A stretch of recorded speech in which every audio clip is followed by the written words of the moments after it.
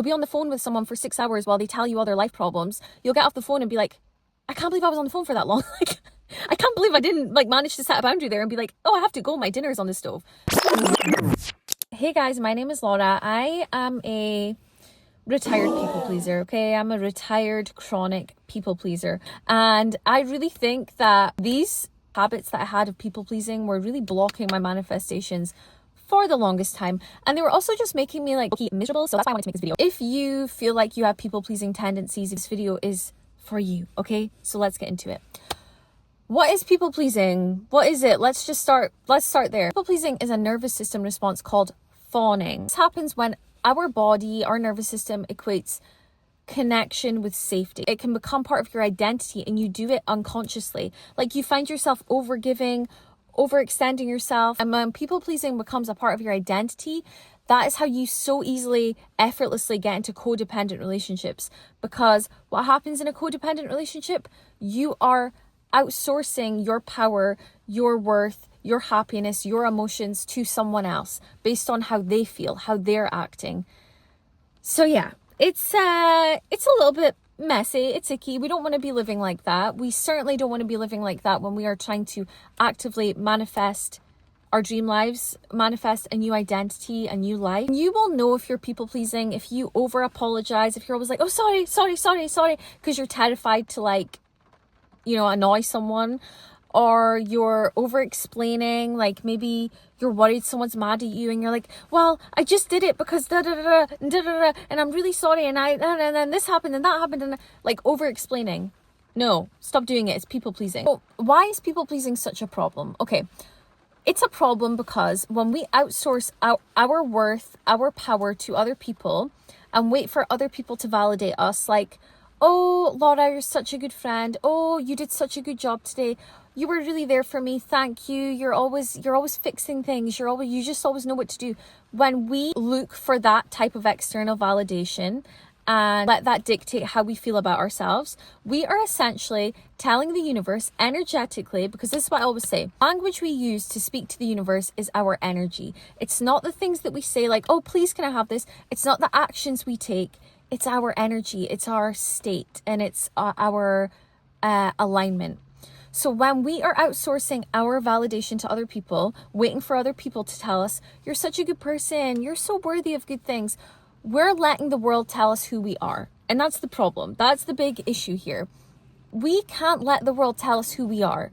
We have to be the ones saying to the world, I'm worthy now, I'm deserving now, I'm loved now, I get to have this now, I get to be this person now, regardless of everything else. We're always people pleasing. We're telling the universe, oh, I can have the thing when this person makes me feel worthy, when I get enough likes on this picture, when that family member finally starts treating me right, when this person asks me to marry them, then I'll be worthy. And the universe, of course, is like, okay, bet. Okay, you can have the thing when they make you feel worthy, that's fine. I'm not in a rush. But that's not the way to do it. That's not the path of least resistance. And that's no way to live, outsourcing our power to other people. What is that? What is that? No, this is the most important thing. How do we get out of it? How do we break these cycles? How do we become self-sufficient, self-validated? Step one, awareness. We need to be aware if we are people pleasing. We need to be aware if we are in codependent relationships, because like I said, once it's part of your identity, sometimes it's unconscious. Sometimes we don't even realize we're doing it. So if you're not sure, you're like, oh, I don't know if I'm like just being a good friend or if I'm people pleasing. How do you feel once you have been there for that person, once you're off the phone? When you're just alone with yourself, how do you feel? Do you feel drained? Do you feel underappreciated? Do you feel like you're looking for the next dopamine hit of someone giving you a compliment again? Go within and ask yourself, how do I actually feel? Do I feel fulfilled?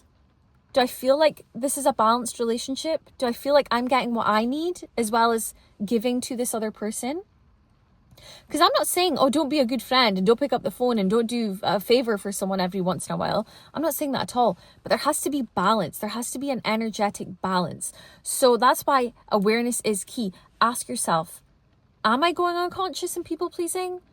Do I have a fear of being seen? Am I terrified of the idea that someone won't like me just because for being me. Awareness interrupts the loop so we can actually recognize where we're maybe doing this and put an end to it. Put an end to it, bestie. Step 2, nervous system regulation. Especially if you have lived with any sort of trauma, which, hello, is many of us. Like, if you go through life and you don't have trauma, congratulations. But yeah, it's huge. It's huge. You need to feel safe in your body to receive the things that you want. Whatever that means for you. I regulate my nervous system. I like to do acupuncture regularly. I get enough sleep. Very simple. I move my body, go for walks, get out in nature, do legs up the wall, weighted blanket, long hot baths, high frequency music.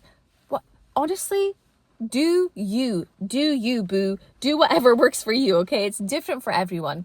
Do whatever makes you feel safe internally. Not outsourcing, not like posting a picture and getting likes and getting compliments and, you know, other people filling your cup, filling your own cup. So go on that journey with yourself. Figure out what regulates you, what makes you feel calm again, what makes you feel safe again. Step 3 is detachment. And it's simple. It's not easy, okay, babes? I'm going to be honest. It is simple. Like, it's simple to say, just detach. It's fine. Just don't care anymore. It's not always easy because when you've been living your life people pleasing, you have like this desperate need to control how everyone perceives you and you want everyone to like you and love you. When you decide to break that loop, break that cycle and set boundaries, it's going to take time, okay? Because your body's like, oh, but we always outsourced and asked them to make us feel worthy. But now we have to not care. Yeah, now you literally have to detach because this is what happens. Let's say you've been that friend who like plays the therapist for years and you're always there to pick up the phone and listen to your friend talk about their on again, off again relationship with their crappy boyfriend. You're always the one that picks up the phone. When you decide to set a boundary and you're like, oh, I'm not available for that anymore. I'm not doing that anymore. It's draining. It's too much. I'm overextending. I'm overgiving. It's draining my energy. When you decide no, there is a real chance that that person might be like, well, WTF, what's going on? You know, you switched up, you changed. Like, why are you not like showing up as my friend? You need to be okay with the fact that other people might be confused. They might be disappointed. They might even be like, oh, what's going on? Like, are we not friends anymore? You need to be okay that other people might be uncomfortable when you set boundaries, that when you decide to stop being that people pleaser, that person that's always fixing and doing everything and showing up so everyone likes you, you need to detach and be okay with the fact that not everyone's going to love it, but it doesn't matter. That doesn't matter, okay? All that matters is that you are happy, you are healthy, and you love yourself. It doesn't matter about, you know, other people. And honestly, the people who were maybe like really used to you overextending and overgiving, they're not always the people that you want in your life anyway. Not really. Like the people who are really meant for you, they are going to love you regardless, and they're not going to expect you to overextend. So let people misunderstand you, let other people project. You know what really helped me when I was like so scared of like being perceived by people that I don't even know? Everyone is operating out of their own very specific psyche. Everyone has their own trauma, has their own upbringing, has their own social conditioning that they are like dealing with that really affects how they see the world and how they see people. So everyone is actually getting a different version of you through their perspective. You can never control how everyone in the world thinks about you, feels about you, how if they like you or not. You can't control it. Like, you don't need to control it. It's like, it just is what it is, like, whatever. I would love to know, are you a people pleaser? Have you struggled with this? Have you been in codependent relationships? Let me know in the comments. Let's connect from one retired people pleaser to another. Let's chit chat about it. I hope you enjoyed this video and I will see you next time.